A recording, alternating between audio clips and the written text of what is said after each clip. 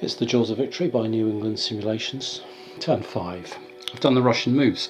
You can see that a whole line of outer supply markers on this German line trying to defend the streamline.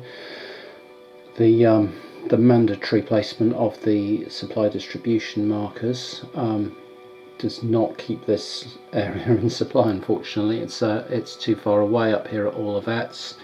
It can keep this in supply, and the Germans airdropped some supply into here to supply that, but it's a bit of a token gesture. And you can also see the Russians have pressed largely its elements of the 4th Guard Army up along here, and we're planning with the Russians a whole series of assaults to break this defensive position and break into all this open space here if we possibly can, and to try and swing around here and open up more road network for us to keep our supply through here, because we don't fancy having to fight through these panzer divisions to do it. So that's our plan. So I'm about to put a whole load of combat markers down there, and we'll go from there. Okay, Jaws of Victory, done the Russian 5th turn, so we're just coming into the German 5th turn. But the main thing the Russians did this turn was they decided they had to break this defensive line along this stream. A lot of it was out of supply anyway, so it looked ripe for attacking. They attacked all the way along, and you can see various German units with out of supply, 2 markers on there, and some German regroups where they got disordered but have just changed those for regroups at the end of the Russian turn.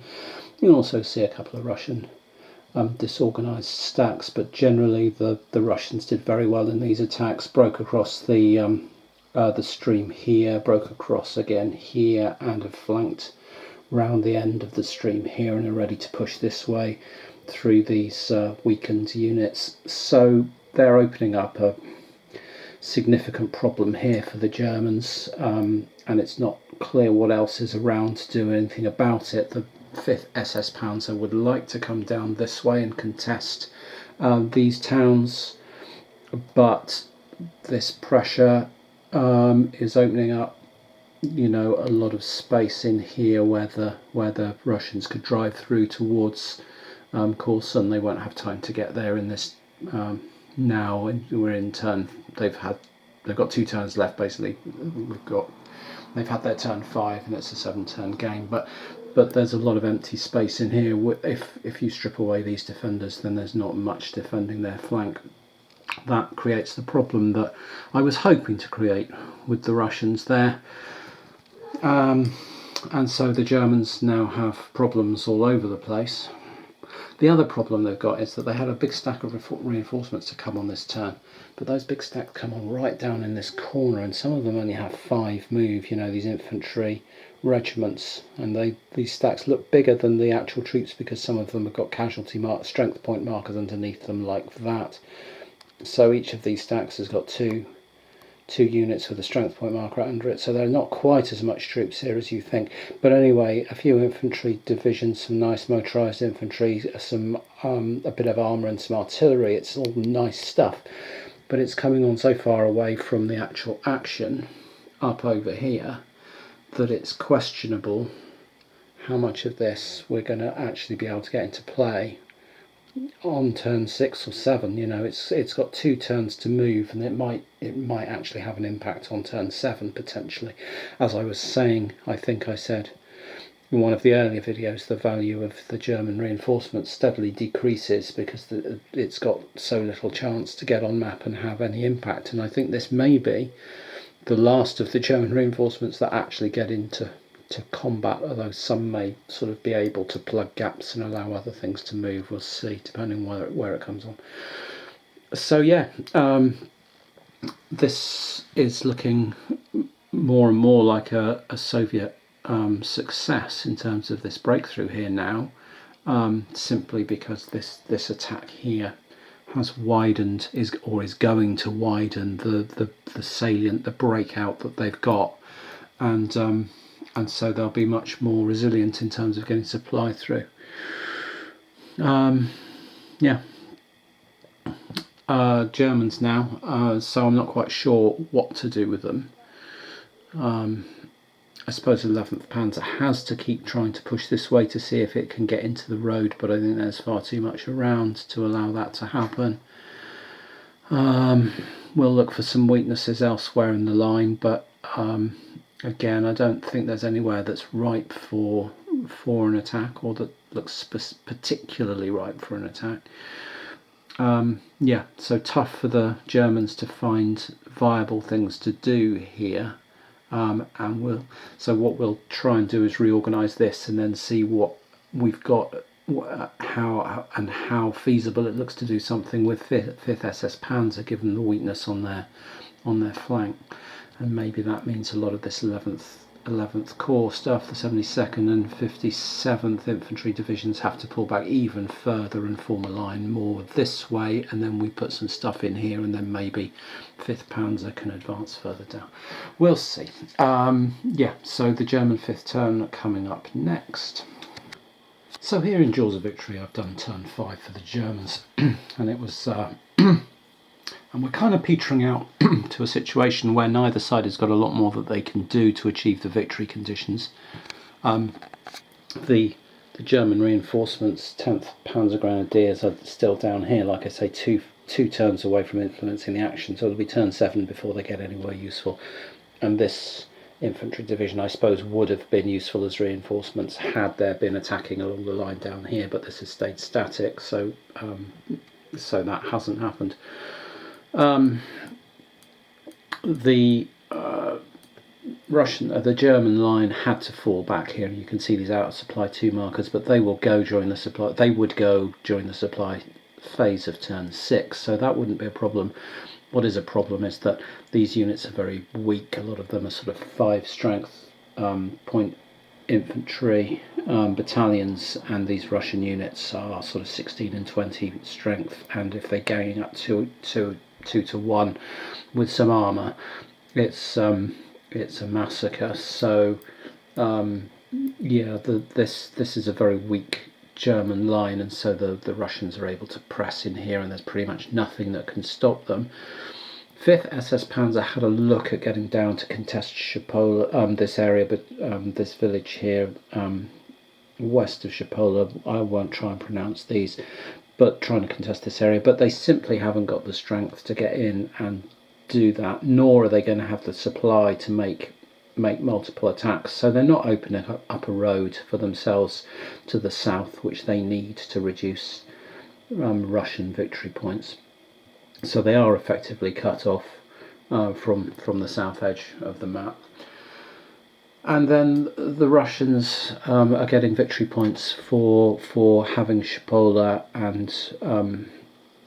and having this place down here, Capita, whatever it's called, in there.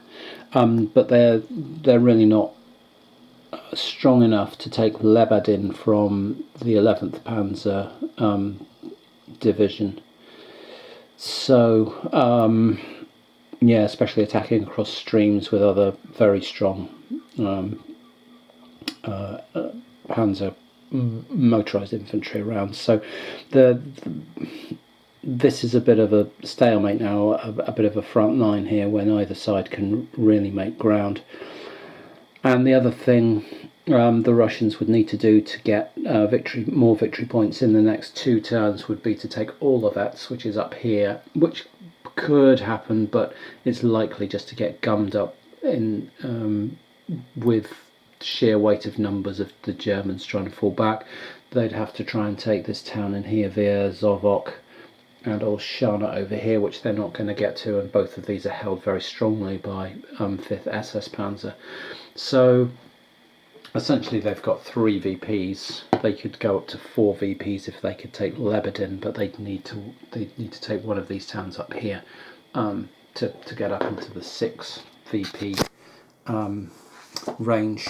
And if we look at the playbook, the 0 to 5 VPs is a 0 to 5 VPs is a Soviet marginal victory.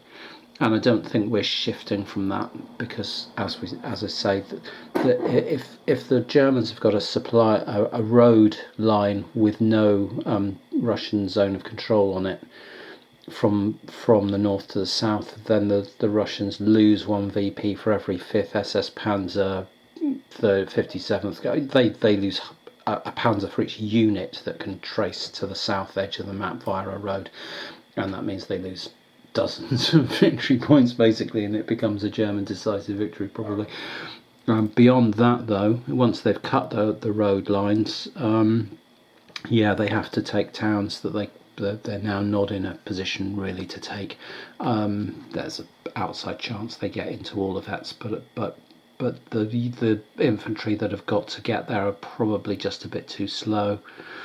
They might, probably a bit too slow to get everything out the way and then get into all of that. So I don't think it's happening. So I think that's been a lot of fun. It's a very playable game system. I've talked about the supply and how that's a really coherent and cohesive mechanic which achieves multiple things at once. It keeps you using units in their designated formations, keeping them together, having structural weaknesses when you spread them out, and being a really nice supply mechanism. The combat works really nicely. It's a little bit fiddly, but it does work really nicely. It's got lots of steps, but I quite like operational games where you have small numbers of detailed combats rather than just lots of die rolling along lines of odds calculations. So yeah, I like that about it as well. Map's beautiful, components are beautiful, artillery works nicely. I prefer the way it works in this as a column shift to the OCS, sort of waiting until you get a disorganized result and then sending your attack in. I prefer the way that you have to commit to the attack and commit the artillery to it and see where you end up. That seems more viable to me as a mechanic. So I like that a lot as well. And there's very little to not like about it. I've been playing some rules wrong, and I've been semi-omitting some rules that are just too fiddly to play solo in a game of this size. So there's a rule where, as the Russians move, if the Germans can move with armor units to move them a hex closer and stuff like that. So this armor could push up into here. Similarly, there are engineers that can blow bridges as units move into hexes, and there's all kinds of rules for the range and dice rolls and all kinds of stuff like that. I tended to handle that in a sort of a separate phase rather than interrupting all the movement. But as written, it would be a very active game from both sides, because as the Russians are moving, the Germans can be shuffling arm around and blowing bridges and doing all kinds of stuff like that. One area I did find slightly annoying and just abandoned was I could have sworn I read somewhere in the rules that you weren't supposed to examine each other's stacks, but I can't find that now in the rules, and so maybe I just made that up. But you certainly need to be able to examine each other's stacks, because you have to know whether, firstly, your movement that you're planning is prohibited because you're trying to move from a zone of control to a zone of control as the Russians, which pretty much isn't allowed, and also you need to know whether you're going to be halved in an attack by having a zone of another unit exerting a zone of control over you that isn't under attack, which is one of the really good rules in the system. But you have to be able to look around and work out whether it applies to you or not. So I've probably done the Russians something of disservice here, because I've been treating the German stacks pretty much as secret, and it's possible that I could have actually found better attacks for them by figuring out whether the attacker was in a zone of control or not in some of these places, and then finding the areas where they actually weren't, even though there were stacks adjacent to them, and then launching those attacks. But I didn't do that. I played it with a bit more fog of war, playing solo, so I treated the German stacks largely as as unknown, and went from there.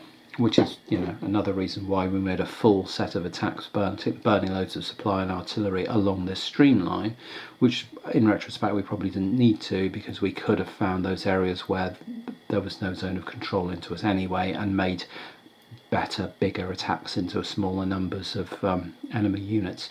But, c'est la vie. It was a good workout for the system, and I learned a lot about how to play, so all good. So I could push on into turn 6 and 7 for this, but we're not changing the result, and I think I've learnt enough about it and probably shown enough of it to give a flavour. So I'm going to call scenario 1 here, and I'm in the process of sort of moving house and things, so that's going to take up a lot of time and prevent me from getting really big complex games like this to the table for some time.